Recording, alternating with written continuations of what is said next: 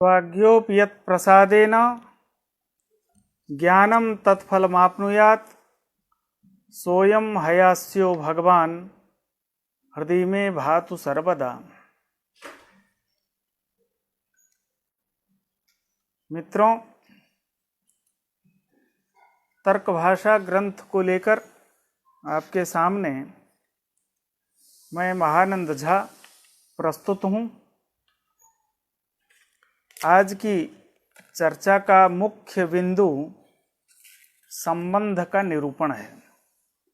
संबंध को लेकर के आपके सामने हम कुछ बातों को रखेंगे। इसके पूर्व में जो चर्चा हुई है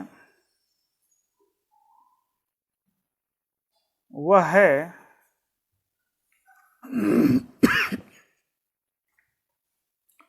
इंद्रियां वस्तु को ग्रहण करती हैं।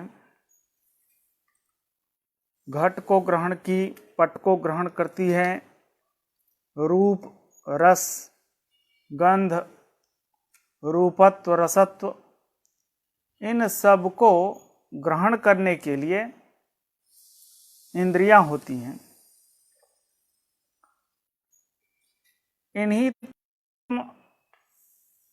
वस्तुओं के ग्रहण के लिए जो भी इंद्रियां हैं वो घ्राण, रसना, चक्षु, त्वक, श्रोत्र और मन है।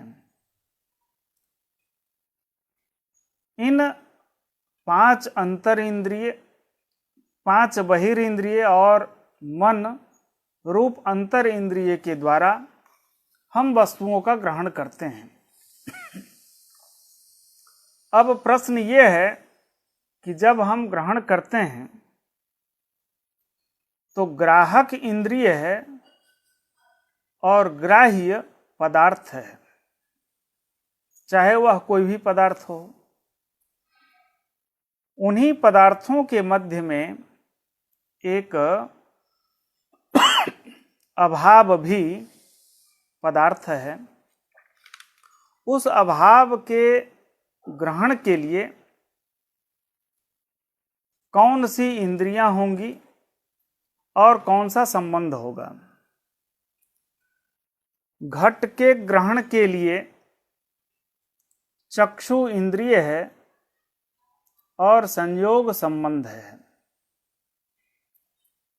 क्यों इन दोनों के मध्य में हम संयोग मानते हैं, इसका एक साइंटिफिक रीजन भी बतलाया। वह रीजन है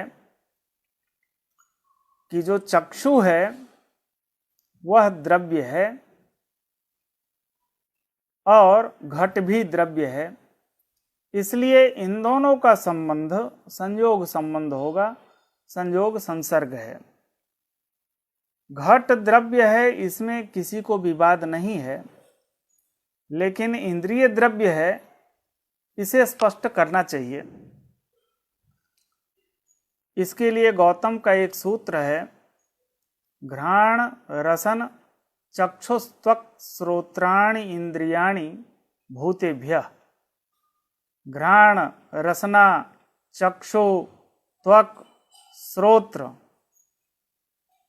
ये जो इंद्रियां हैं ये भूतेभ्यः अर्थात भूत से इनकी उत्पत्ति होती है। भूत कौन है? बहिरीन्द्रिय ग्राह्य विशेष गुणवत्वम भूतत्वम। बहिरीन्द्रिय से ग्राह्य जो विशेष गुण है, वह विशेष गुण जहां रहेगा उसे हम भूत कहेंगे। बहिरीन्द्रिय चक्षु है, बहिरीन्द्रिय घ्राण है, घ्राण, रसना, चक्षु, त्वक, श्रोत्र, ये बहिरीन्द्रियां हैं। हम एक एक करके इसका परीक्षण कर लेते हैं। सबसे पहला घ्राण है। इस घ्राण रूप इंद्रिय के द्वारा हम किस विशेष गुण का ग्रहण करते हैं? यहां गुण में एक विशेषण है, विशेष गुण। तो घ्राण से हम जिस विशेष गुण का ग्रहण करते हैं वह है गंध। वह गंध पृथ्वी में है, इसलिए पृथ्वी भूत है। दूसरा रसना है। रसनेन्द्रिय से ग्राह्य विशेष गुण रस है। वह रस पृथ्वी और जल में है, तो जल विशेष गुण रस वाला होने से वह भूत है। तीसरा इंद्रिय चक्षु है। चक्षुर इंद्रिय से ग्राह्य विशेष गुण रूप है, और वह रूप पृथ्वी जल तेज तीनों में है, तेज में भी है, इसलिए तेज भूत पदार्थ है। श्रोत्र त्वक चौथा इंद्रिय है, तो त्वगिंद्रिय से ग्राह्य विशेष गुण स्पर्श है, और स्पर्श पृथ्वी जल तेज वायु इनमें है, इसलिए ये सब के सब भूत हैं। श्रोत्र बहिरींद्रिय है, और श्रोत्रेंद्रिय से ग्राह्य विशेष गुण शब्द है, और शब्द किसका विशेष गुण है? आकाश का, इसलिए आकाश भूत है। तो बहिरींद्रिय ग्राह्य विशेष गुणवत्वम भूतत्वम, और इन्हीं 5 भूत पदार्थों से इन 5 इंद्रियों की उत्पत्ति होती है। एतावता ये भौतिक हैं, ये 5 द्रव्य हैं, इसलिए इनसे उत्पन्न होने वाली इंद्रियां भी द्रव्य होंगी। एतावता चक्षुरेंद्रिय द्रव्य है, घट भी द्रव्य है, इन दोनों का संबंध संयोग बनेगा। इसलिए संयोग संबंध से हम घट का ग्रहण करते हैं। घट एक पदार्थ है, उसका ग्रहण करने के लिए इंद्रिय चक्षु है, और संबंध संयोग हो गया। अभाव भी एक प्रकार का पदार्थ है। उस अभाव के ग्रहण करने के लिए इंद्रियां चाहे जो हो, हम कहते हैं चक्षु से भी अभाव का ग्रहण होता है, घ्राण से भी होता है, रसना से भी होता है, 5 इंद्रियों से अभाव का ग्रहण होता है। पर संबंध क्या होगा, यह एक विचारणीय विषय है। इसी को हम लोग आज इस पर चर्चा करेंगे। नैयायिक कहते हैं विशेषण विशेष्य भाव नामक संबंध है,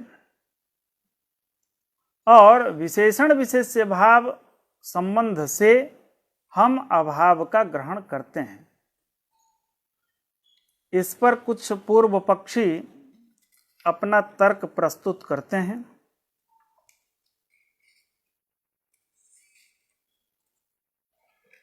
उसी को देखेंगे। विशेषण विशेष्य भावश्च संबंध एव न संभवति। जब वह संबंध हो तभी उस संबंध से हम किसी का ग्रहण कर सकते हैं। तो पहले जिसके द्वारा हम वस्तु का ज्ञान करते हैं उसमें संबंधत्व की व्यवस्था बनानी पड़ेगी। वह संबंध होता है या नहीं, इसके लिए संबंध किसे कहते हैं यह जानना आवश्यक है। बहुत अच्छी चर्चा है। विशेषण विशेष्य भावश्च, विशेषण विशेष्य भाव संबंध एव न संभवति। वह संबंध ही संभव नहीं है। क्यों? भिन्न उभयाश्रितैकत्वाभावात्। वह भिन्न है, उभयाश्रित और एकत्व इनके अभाव होने से। इससे क्या होता है कि संबंध जो होना चाहिए, संबंध का जो लक्षण बतलाया गया है वह संबंध का लक्षण विशेषण विशेष्य भाव में घटित नहीं हो पा रहा है। संबंध का लक्षण तो वो बतला रहे हैं, संबंधो ही संबंधिभ्याम भिन्नः भवति उभय संबंध्याश्रितः, उभय संबंधी में आश्रित होना चाहिए, और एकश्च, इसके लिए 3 मर्यादा होनी चाहिए संबंध को होने के लिए। वह 3 मर्यादा हो, जैसे संयोग एक संबंध है, समवाय एक संबंध है, हम सब मानते हैं। संयोग को कम से कम संबंध तो सभी लोग मानते हैं। अद्वैत वेदांती समवाय को नहीं मानते। समवाय संबंध के साथ अद्वैत वेदांतियों का संबंध नहीं है, वो उनसे दूर रहते हैं। लेकिन संयोग संबंध में किसी का दुराग्रह नहीं है, वह सर्वानुमत संबंध है। तो हम संयोग को ही उदाहरण के रूप में अभी लेंगे। वह क्यों संबंध है? तो कहा संबंध संबंधिभ्याम भिन्नः उभयाश्रितः एकश्च। संबंध द्विष्ठ होता है, 2 में रहता है, तभी तो वह संबंध हो। पहले तो वही चीज है, द्विष्ठ होना चाहिए, 2 में अवस्थित होना चाहिए। इसी को हम उभयाश्रित शब्द से कहते हैं। उभय में रहना, द्विष्ठ होना, 2 में रहना, और संबंधियों से भिन्न होना। जिन 2 में वह रहता है उन दोनों से अलग होना, और वह एक होना। संयोग उसका एक उदाहरण है।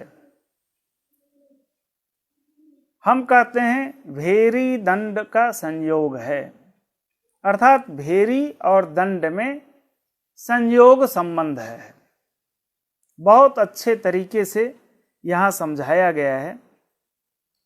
यथा भेरी दंडयोः संयोगः, भेरी और दंड, दंड तो सभी लोग जानते हैं।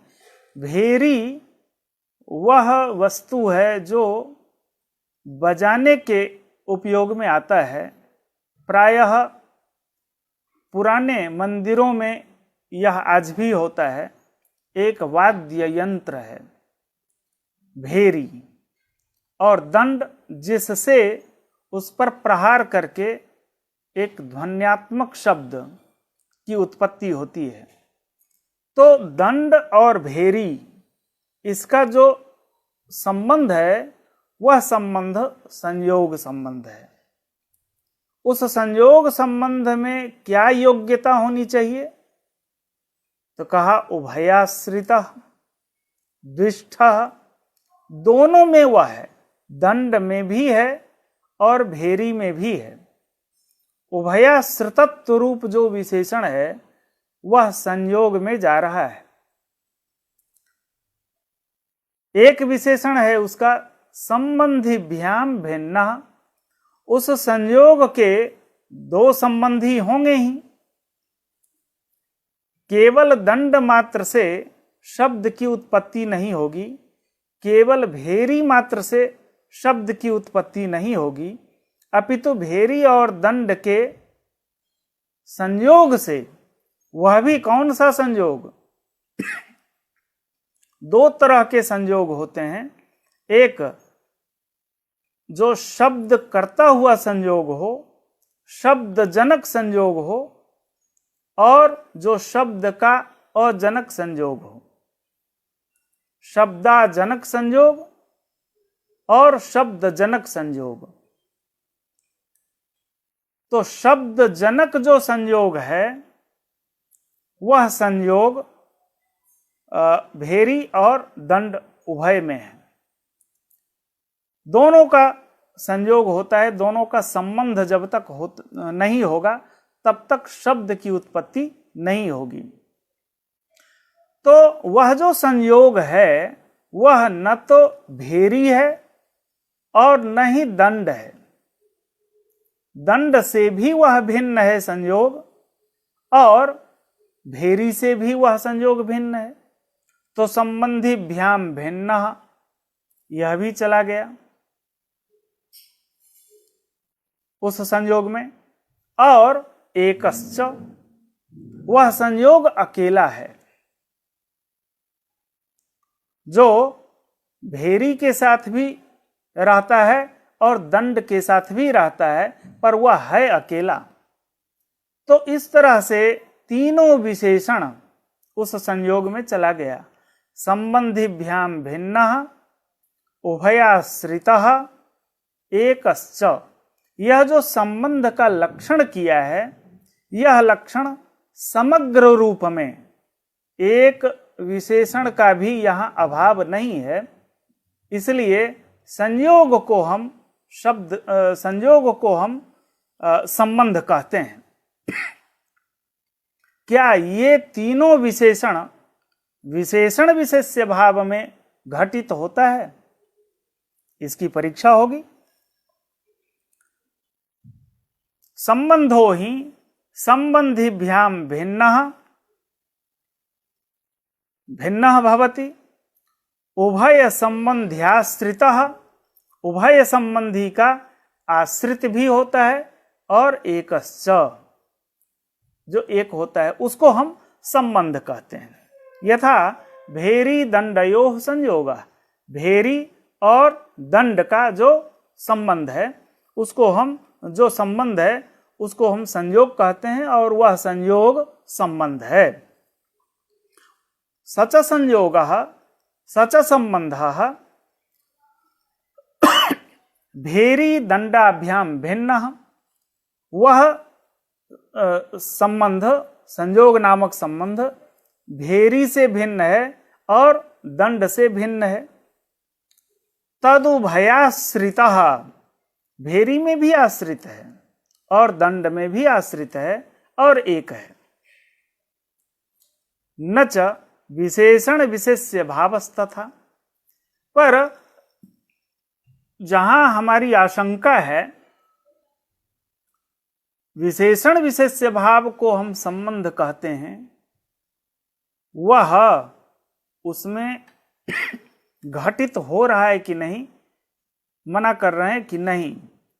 न च विशेषण विशेष्य भावस्तथा, तथा अर्थात संयोगवत् त्रिभिर्विशेषणैः युक्तः, तीनों विशेषणों से युक्त हो, ऐसा विशेषण विशेष्य भाव में हम नहीं पाते हैं।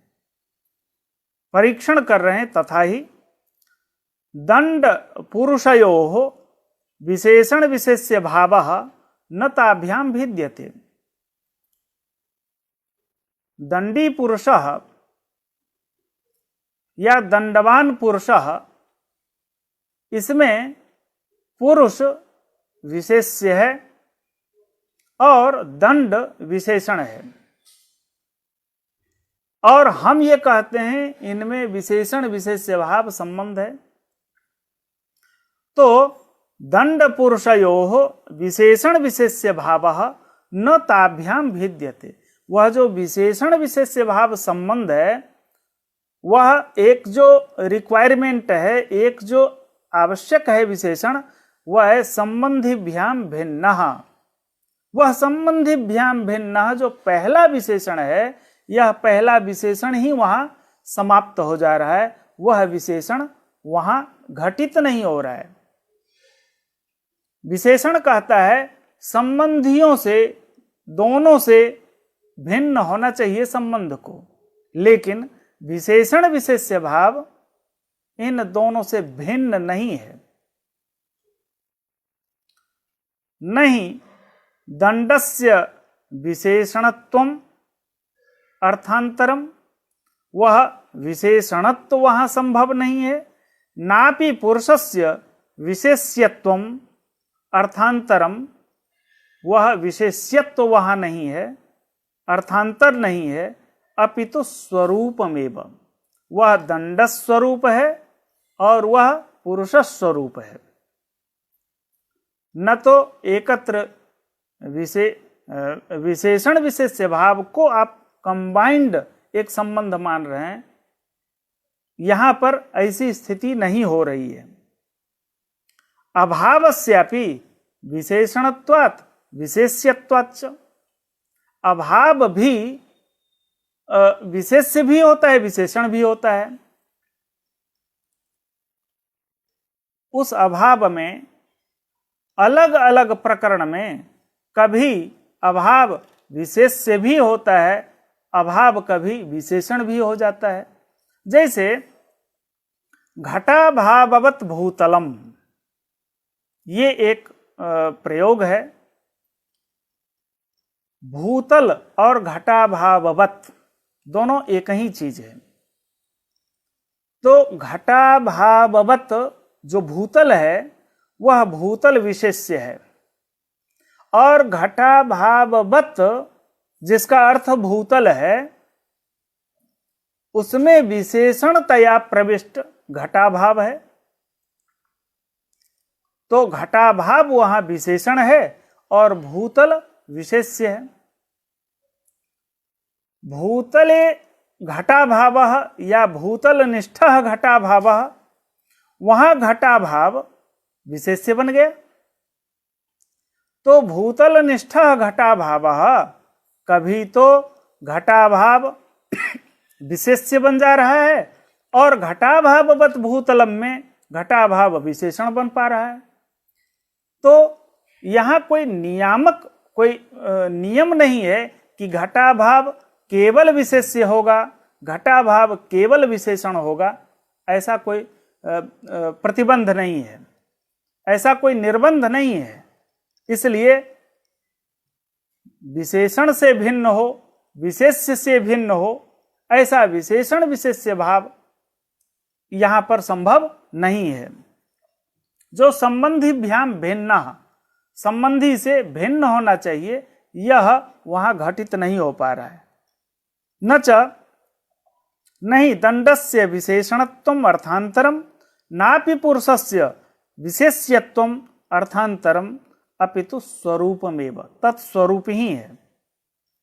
अभावस्यापि, इसी तरह अभाव का भी विशेषणत्वात् विशेष्यत्वाच्च, अभाव भी कभी विशेषण होता है, कभी विशेष्य हो जा रहा है।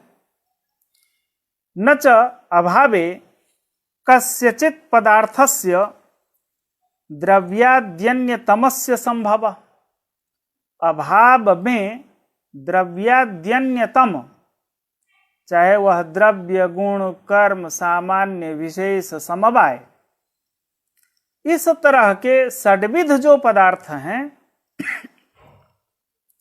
अभाव में ये कोई एक अन्यतम सभी हो सकता है, द्रव्य भी हो सकता है, गुण भी है, कर्म भी, सारे के सारे अन्यतम हैं। तो कस्यापि पदार्थस्य अभावे संभवः, कोई भी पदार्थ अभाव में रह जाए यह संभव नहीं है। तस्मात् अभावस्य स्व परोक्त बुद्धिजनकत्वम, इसलिए अभाव किसी का आश्रय नहीं हो पाया, किसी भी पदार्थ का वह आश्रय संभव नहीं हो पाया। इसलिए अभावस्य स्वपरक्त बुद्धिजनकत्वम यत् स्वरूपम तदेव विशेषणत्वम, जो स्वपरोक्त बुद्धिजनकत्व अर्थात घटाभाव से जो उत्पन्न बुद्धि है, अर्थात घटाभाववत् भूतलम, ये इस बुद्धि का ही वह जनक है।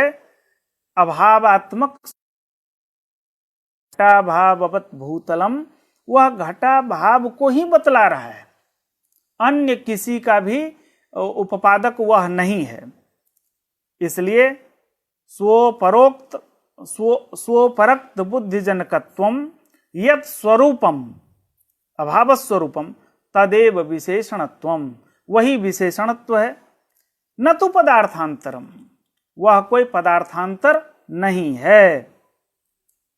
यह तो कह दिया कि विशेष विशेषण भाव की यह चर्चा हुई।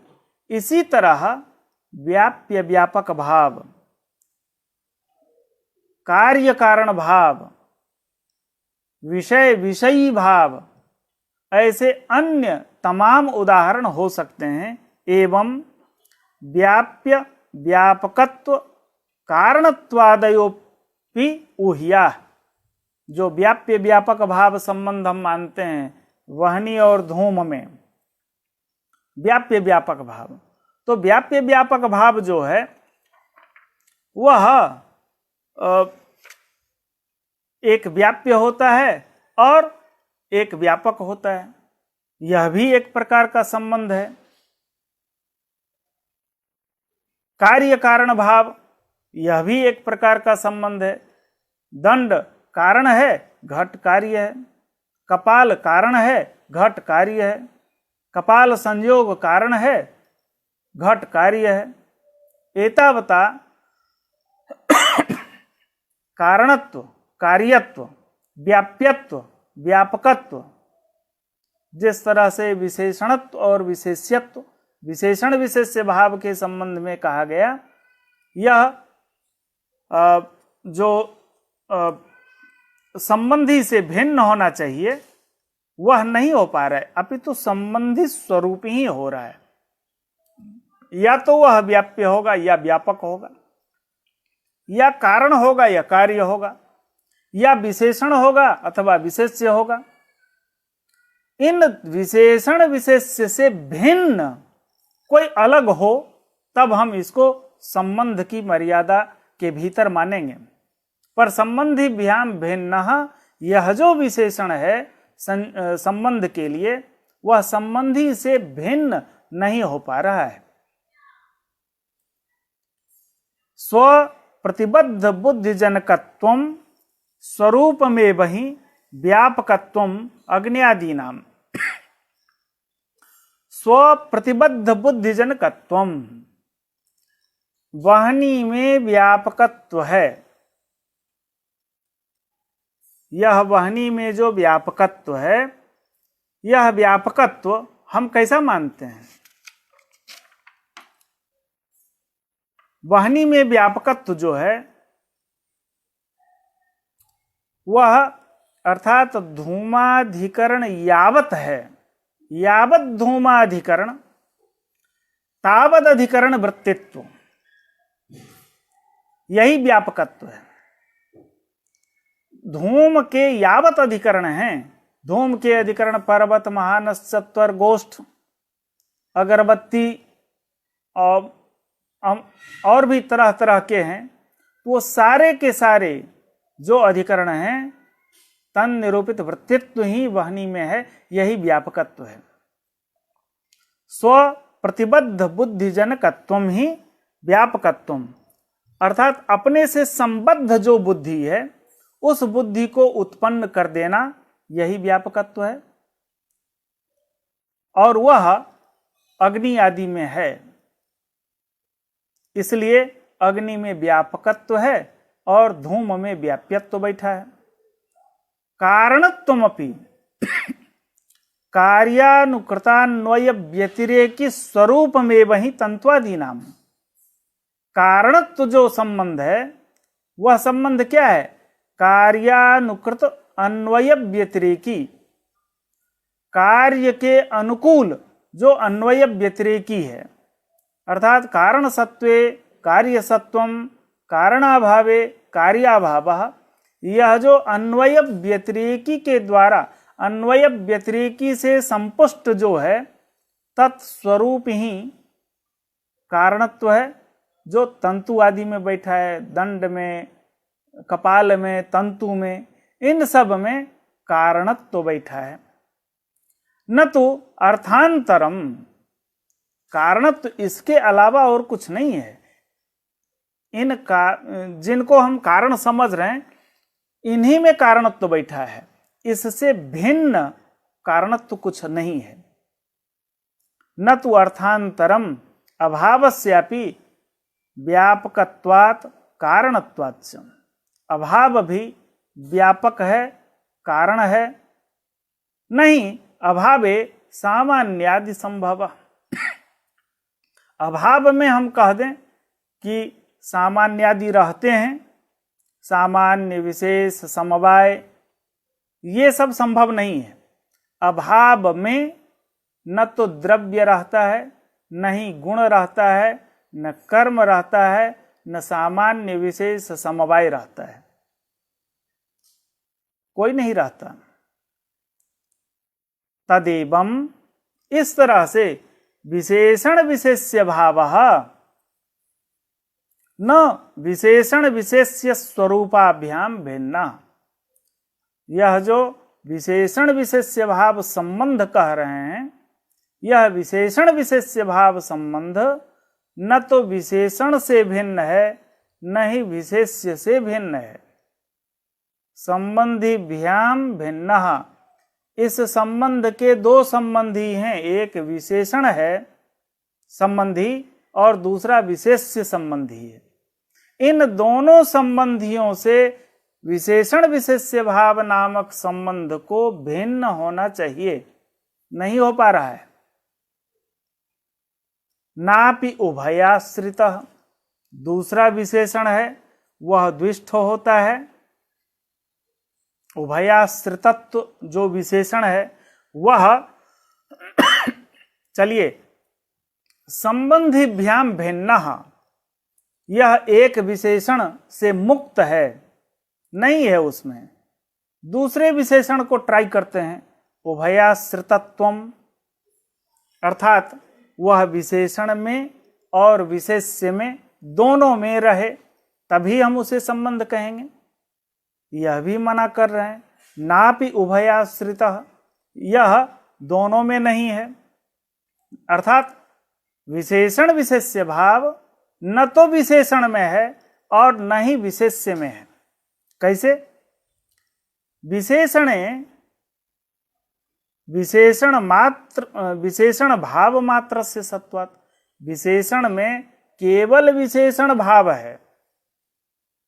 ये एक तरफ से इशारा भी है कि आप इन दोनों को मिला करके कंबाइंड विशेषण विशेष्य भाव नामक एक संबंध मान रहे हैं। यह भ्रम हटा लीजिए। दो है, एक विशेषण दूसरा विशेष्य, ये दो हैं। तो विशेषणे विशेषण भाव मात्र से सत्वात्, विशेषण में केवल विशेषण भाव रहेगा और इसी तरह विशेष्य में केवल विशेष्य भाव रहेगा। उभयाश्रितत्व तो नहीं हुआ। विशेषणे विशेषण भाव मात्र से सत्वात् विशेष्य भावस्य अभावात् घटाभाववत् भूतलम, यह जो भूतल विशेष्य है यहां केवल विशेष्य भाव संबंध है और घटाभाव में विशेषण भाव संबंध है। यह कहना चाह रहे हैं घटाभाववत् भूतलम में विशेषण विशेष्य भाव संबंध नहीं है। क्यों नहीं है? कि यदि भूतल में, केवल भूतल में विशेषण विशेष्य भाव दोनों रहता तब हम ये कह सकते थे कि यहाँ विशेषण विशेष्य भाव संबंध है। केवल घटाभाव में, जो केवल विशेषण है, केवल घटाभाव में विशेषणता विशेष्यता उभय हो तब विशेषण विशेष्य भाव संबंध हो सकता है। वहां तो केवल घटाभाव में केवल विशेषणता है, विशेष्य नहीं है। इसलिए भूतल में विशेषणाभाव बैठा है और घटाभाव में विशेष्याभाव बैठा है। विशेषण विशेष्य भाव तो कहीं नहीं है। दोनों में कहीं पर एकत्र विशेषण विशेष्य भाव उभय नहीं है, अपितु एकत्र। भूतल में विशेष्य भाव है, वहां विशेषणा भाव है, और घटाभाव में केवल विशेषण भाव है, वहां विशेष्या भाव है। वही कह रहे हैं, विशेषणे विशेषण भाव मात्रस्य सत्वात् विशेष्य भावस्य अभावात्। विशेष्य भाव वहां पर नहीं है।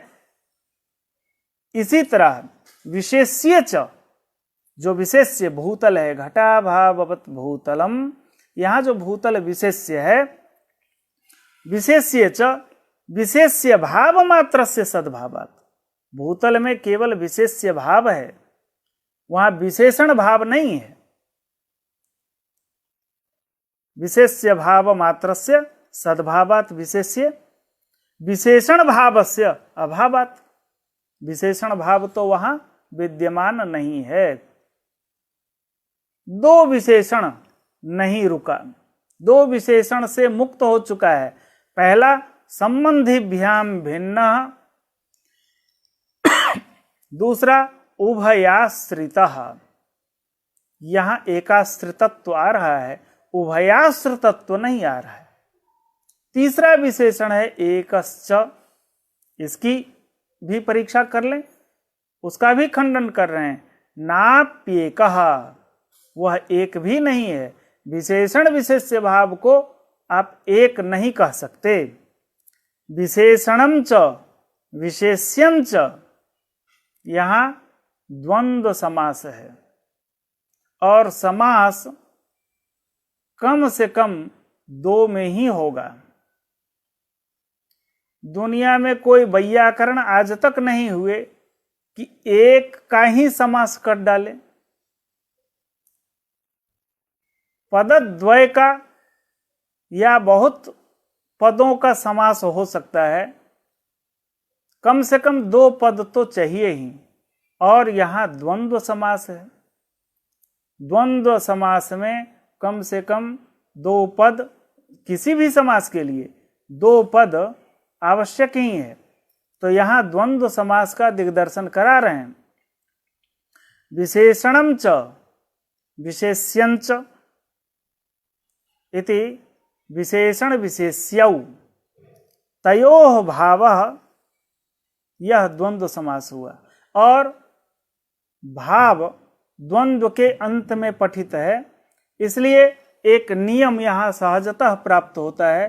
द्वंद्वादौ द्वंद्व मध्ये द्वंद्वान्ते च श्रूयमाणं पदम प्रत्येकम अभिसंबध्यते। जैसे प्रातिपदिकार्थ लिंग परिमाण वचन मात्रे प्रथमा, वहां मात्र पद का सभी प्रातिपदिक आदि के साथ में अन्वय होता है। प्रातिपदिकार्थ मात्रे, वचन मात्रे, परिमाण मात्रे, ये सब हम मात्र पद का सर्वत्र अन्वय करते हैं। ऐसे ही विशेषणंच विशेष्यंच तयोः भावः इति द्वंद्वात्, इस द्वंद्व समास के कारण श्रूयमाणः भाव शब्दः, श्रूयमाण जो भाव शब्द है वह प्रत्येकम अभिसंबध्यते, प्रत्येक के साथ भाव का अन्वय होगा। तो विशेषण भावः विशेष्य भावः यह बनेगा, तथा च विशेषण भावः विशेष्य भावश्च इत्युपपन्नम, यह बनेगा। ये दो हैं, एक विशेषण भाव, दूसरा विशेष्य भाव। अब तक इनके तरफ से यही कहा जा रहा है कि आप भ्रम में जी रहे हैं। आप दोनों को एक मान करके विशेषण विशेष्य भाव एक है, यहां खंडन हो गया। द्वंद्व समास है, द्वंद्व समास होने से एक विशेषण भाव दूसरा विशेष्य भाव, यह बना द्वौ एतौ, और संबंधश्च एक, संबंध एक है। तस्मात् विशेषण विशेष्य भावः न संबंधः, संबंध के लिए जो चाहिए एकः, वह एक होना चाहिए, एक नहीं बन पा रहा है। इसलिए विशेषण विशेष्य भाव को संबंध नहीं कह सकते। क्यों? संबंधिभ्याम भिन्नः, यह नहीं बना, उभयाश्रितः, यह भी नहीं हुआ, एकश्च, इस नियम का भी पालन नहीं हो पाया। इसलिए विशेषण विशेष्य भाव को हम संबंध नहीं कह सकते। जैसे विशेषण विशेष्य भाव को हम संबंध नहीं कहते, वैसे व्याप्य व्यापक भाव,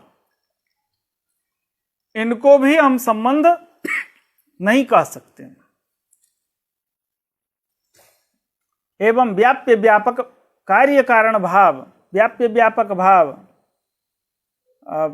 प्रयोज्य प्रयोजक भाव, इन सब को संबंध की मर्यादा से बाहर कर देना चाहिए। संबंध शब्द प्रयोगस्तु उभय निरूपणीयत्व साधर्म्येण उपचारात्। संबंध शब्द का प्रयोग जो है वह उभय निरूपणीयत्व साधर्म्येण, अर्थात विशेषण विशेष्य भाव को केवल गौण रूप में संबंध कहा जाता है। वस्तुतः वह संबंध केवल उपचार मात्र है, हम केवल संबंध का प्रयोग कर देते हैं। जैसे हम कहते हैं रिक्शा वाले को प्रायः ए रिक्शा ऐसा कह करके, तो रिक्शा शब्द हम उच्चारण करते हैं, लेकिन रिक्शा चेतन नहीं है, अपितु रिक्शा वाला अर्थ बोध हो, इस तात्पर्य से हम रिक्शा शब्द से व्यवहार करते हैं। ऐसे ही विशेषण विशेष्य भाव संबंध का केवल उपचार है। संबंध शब्द प्रयोगस्तु उभय निरूपणीयत्व साधर्म्येण उपचारात्, वह केवल व्यवहार मात्र है, संबंध नहीं है। तथा च असंबद्धस्य अभावस्य इंद्रियेण ग्रहणम न संभवति। जो असंबद्ध है, अर्थात चक्षुरेंद्रिय से अथवा अन्य किसी भी इंद्रिय से जिसका वस्तु के साथ संबंध हो, वस्तु के साथ इंद्रिय संबद्ध हो करके ज्ञान करता है, क्योंकि इंद्रियां वस्तु को प्राप्त करके ज्ञान को उत्पन्न करती हैं। तो वस्तु प्राप्य प्रकाशकारिणी इंद्रियाणि भवन्ति। तो असंबद्ध जो अभाव है उसका किसी भी इंद्रिय से ग्रहण संभव नहीं है। अभी तक अभाव का ग्रहण विशेषण विशेष्य भाव संबंध के द्वारा, सन्निकर्ष के द्वारा हम लोग कर रहे थे। यहाँ पर इसका खंडन किया गया है। यहाँ तक पूर्व पक्ष है। सत्यम का आपने जितना कहा उन सारी बातों को हम बहुत धैर्य से सुन भी लिए। प्रतिपक्षी की बात सुनना भी चाहिए। केवल अपनी ही बात यदि हम रखें तो वह शास्त्र भी एकांगी ही होगा। हम दूसरे सिद्धांत का समादर करते हुए, दूसरे के सिद्धांत का जिस शास्त्र में समादर होता है और समादर पूर्वक जब अपनी बात कही जाती है तो उस शास्त्र की मर्यादा और उन्नत होती है, उसका और भी ज़्यादा, उसकी विश्वसनीयता, उसकी प्रामाणिकता और भी सुदृढ़ होती है। नैयायिक भी प्रतिपक्ष की बात बहुत ध्यान से सुनते हैं और फिर अपनी बात की उपस्थापना करते हैं। नैयायिक इतनी देर सारी बातें सुने और उसे कहा सत्यम। आपने ठीक कहा। भावावच्छिन्नत्वात् व्याप्तेः भावं प्रकाशयत इंद्रियम प्राप्तमेव प्रकाशयति। ये कहते हैं इंद्रियां संबद्ध अर्थ को प्राप्त करके ही अर्थबोध कराती हैं। बिल्कुल सत्य है। असंबद्ध हो करके कोई भी इंद्रिय किसी भी अर्थ का ज्ञापन अथवा प्रकाशन नहीं करती है। ये भावावच्छिन्नत्वात्, यह इंद्रियां भाव हैं, क्योंकि भाव से इनकी उत्पत्ति हुई है। सूत्र का स्मरण हम पुनः कराते हैं। घ्राण रसन चक्षुस्त्वक् श्रोत्राणि इंद्रियाणि भूतेभ्यः, ये भूत सारे के सारे भाव हैं। भावावच्छिन्नत्वात् व्याप्तेः भावम प्रकाशयत इंद्रियम, भाव वस्तु का प्रकाशन कराती हुई जो इंद्रियां हैं वह प्राप्तमेव प्रकाशयति, वह संबद्ध अर्थ को प्राप्त करके ही उसके अर्थ का स्फुरण करती हैं, उसके अर्थ का प्रकाशन करती हैं।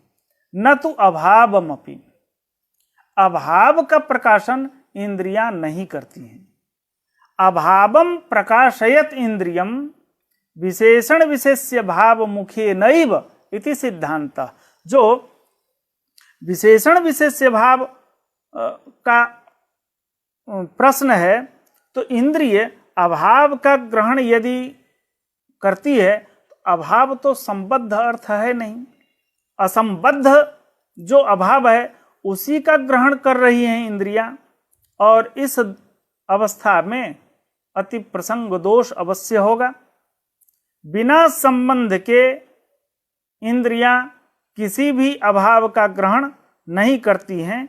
इसके उत्तर में नैयायिक कहते हैं हम विशेषण विशेष्य भाव को संबंध मानते हैं, और विशेषण विशेष्य भाव को संबंध मान लिया तो वहां पर जैसे घटाभाववत् भूतलम, वह भूतल विशेष्य है, उसमें विशेषणीभूत घटाभाव है। उस घटाभाव का ज्ञान विशेषण विशेष्य भाव सन्निकर्ष, विशेषण विशेष्य भाव संबंध के द्वारा होता है। यह हमारा आग्रह है। तो यहाँ अभाव को बतलाने के लिए, अभाव के प्रकाशन करने के लिए विशेषण विशेष्य भाव नामक सन्निकर्ष संबंध की हम मान्यता देते हैं, और इसी से अभाव का भी ज्ञान होता है। असंबंधाभाव ग्रहे अति प्रसंग दोषस्तु। अब सिद्धांत तो है कि इंद्रियां संबद्ध अर्थ का ही ग्राहक होती हैं, और यहां जो असंबद्ध है अभाव, तो असंबद्ध अभाव ग्रहे, जो अभाव है वह असंबद्ध है। उस असंबद्ध अभाव के ग्रह में अति प्रसंग दोष तो होगा, वह विशेषणतयैव निरस्तः। इस अति प्रसंग दोष का निराकरण का और कोई रास्ता नहीं है, अपितु विशेषणता सन्निकर्ष ही है, अर्थात विशेषण विशेष्य भाव सन्निकर्ष ही है। समश्च परमते, और अति प्रसंग दोष केवल न्याय मत में हो यह नहीं है, अन्य मत में भी दोष हैं, लेकिन चूंकि अभाव भी एक पदार्थ है उसका ग्रहण होता है, अन्यथा जब ग्रहण ही नहीं हो तो वह पदार्थ भी नहीं होगा। इसलिए वहां क्या तरीका होना चाहिए, तो कहा यत्र उभयोः समो दोषः, दोनों मत में जहां समान दोष हो, परिहारोपि वा समः, अथवा परिहार का पक्ष समान हो। दोष समानता, दोष की समानता हो या परिहार करने का तरीका समान हो। नैकः पर्यनियोक्तव्यत्, तो एक दूसरे के ऊपर, यह जो एक अद्वैत वेदांती एक ये कहे कि अभाव भी एक प्रमाण है, और उस प्रमाण के द्वारा हम अन्य अन्य व्यवस्था भी करते हैं, नैयायिक का कहना है वहाँ विशेषण विशेष्य भाव सन्निकर्ष के द्वारा हम करते हैं, इसके लिए अलग से अभाव प्रमाण को मानने की कोई आवश्यकता नहीं है। तो दोनों पक्ष में समान दोष है, परिहार करने का तरीका भी समान है। एतावता एक दूसरे के ऊपर लांछन, एक दूसरे के ऊपर आरोप प्रत्यारोप, इसके करने से कोई लाभ नहीं है। आप अपनी मर्यादा में रहें, हम भी अपनी मर्यादा में रहेंगे, दोनों की मर्यादा सुरक्षित रहेगी। यहाँ यही तरीका है।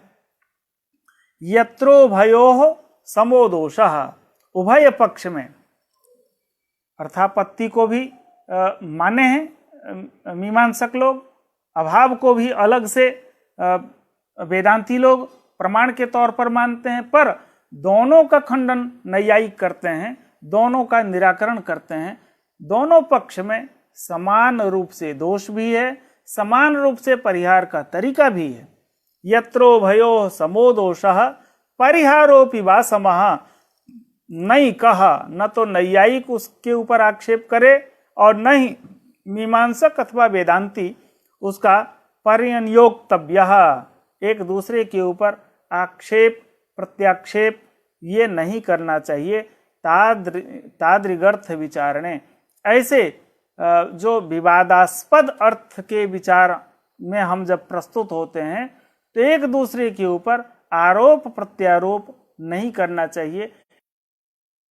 भाव का समादर करते हुए समान जो अपने अपने तंत्र हैं उनके परिपालन में ही दृढ़ आस्था और विश्वास रखें। यही एक कारिका के द्वारा यहाँ पर इसका विवेचन प्रस्तुत किया गया है। इस तरह से प्रमाण का निरूपण यहाँ संपन्न होता है। कल से प्रामाण्यवाद की चर्चा होगी। प्रामाण्यवाद अपने आप में एक महत्वपूर्ण विषय है और इसमें दो मुख्य पक्ष होंगे, एक न्याय का पक्ष होगा, दूसरा मीमांसक का पक्ष होगा। वह स्वतः प्रामाण्य परतः प्रामाण्य, और मिथिला में एक स्वतः प्रमाणम परतः प्रमाणम कीरांगणा यत्र गिरो गिरंती द्वारस्थ नीडांतर सन्निरुद्धा अवेहि तन्मंडन मिश्र धाम। इस श्लोक के अनुरूप स्वतः प्रामाण्य और परतः प्रामाण्य इसकी संक्षिप्त चर्चा इसमें होगी।